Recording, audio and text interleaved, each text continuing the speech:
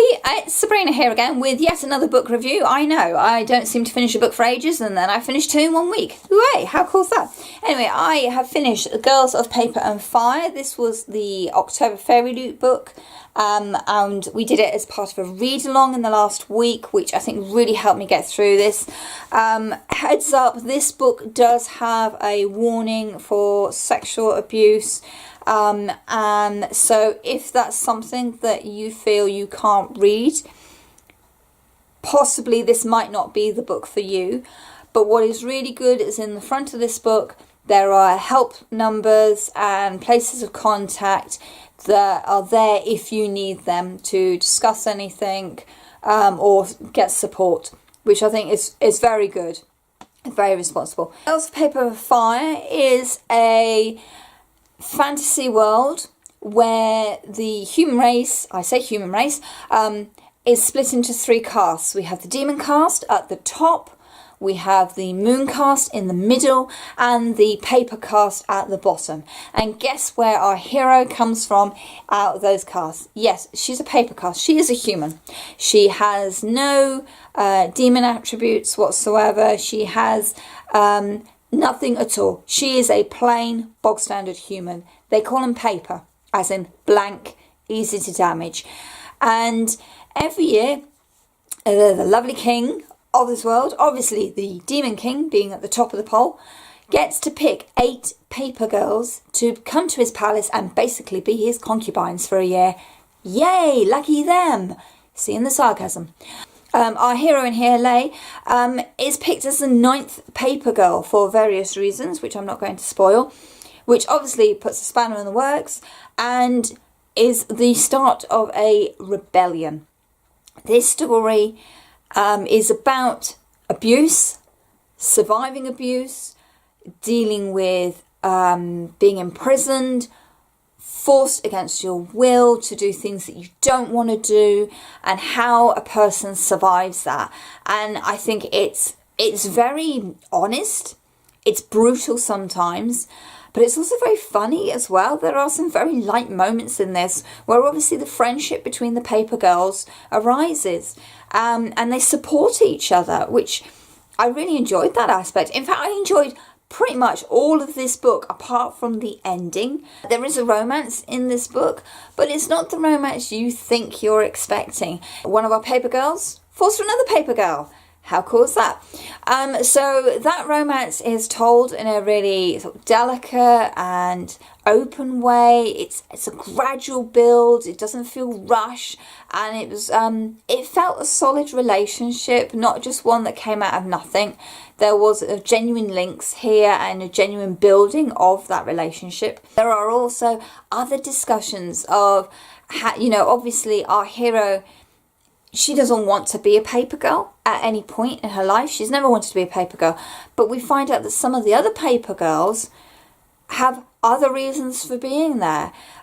Some have had no choice in the matter, but have to appear as though they do want to be there. And so it brings up lots of questions of how different people can be put into a situation they have no control over and that they don't want to be in, but how they deal with it in different ways.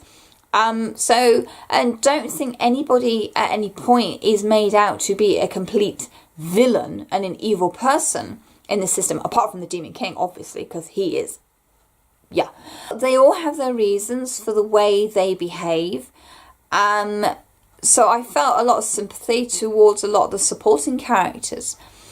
I will say my biggest fury I have about books like these is that when there is abuse towards women from men, it's easy to get cross at the men doing it. It's easy to feel the injustice going on there. But when there are women supporting that abuse, enabling that abuse, that's, for me, I find so incredible to get my head around that women would support abuse against other women. I don't understand that mentality, and that really makes me cross. And we've got that in Girls of Paper and Fire, the women around these paper girls who are actively supporting the abuse they are getting.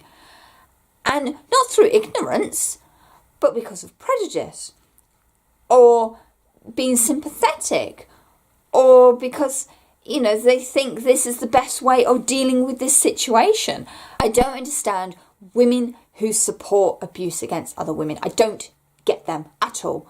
And it really frustrates me and really makes me cross. So points in this story, I was cross with some of the female supporting characters. But then that means the writer's doing a good job. I feel something towards all the characters in this book. I certainly wanted to, at points, reach in and completely and actually shred some characters to pieces, because what they were doing was foul. Unfortunately, it's a fantasy world and I can't do that. Maybe one day I'll get that power. The Fairy Loot read-along I found was a really good way of reading this book, because it tackles quite hard subject matter. I think to have a support network around, particularly for those that would feel affected by these events, I think it was a really good thing. I did a similar thing with reading the 5th season. There was a group of us on Twitter that got together and read it together as a group, and I found that was a really supportive way of reading material that was hard to read, that was particularly emotional. So I would really suggest, if you want to read Girls of Paper and Fire, maybe do it as a read-along with a small group of people, so you can be there to talk about things, to express your feelings and frustrations. I found it was a really good way of letting out what I felt, and I'm reading some of the other comments on the Fairy Loot webpage for it. Certainly other people were venting their feelings as well as their thoughts about what was going to happen and everything. The ending. I'll try and keep this spoiler free as much as possible. The ending for me felt a little bit rushed, a little bit and with one leap they were free kind of thing, but also it didn't kind of make sense, and you'll see why when you get there. I think for me it felt very Harry Potter-ish, and again you'll understand when you get there. Which is a shame, because the rest of the book was really, really good. And then it sort of needed to end, but we're not quite sure how to have ended it in the 50-page limit, and also setting it up for this next one in the series. And there just seemed to be too much to do, too much info dump, with some illogical steps. So for me, that would be my only gripe. That ending should have been a lot better. It was slightly disappointing.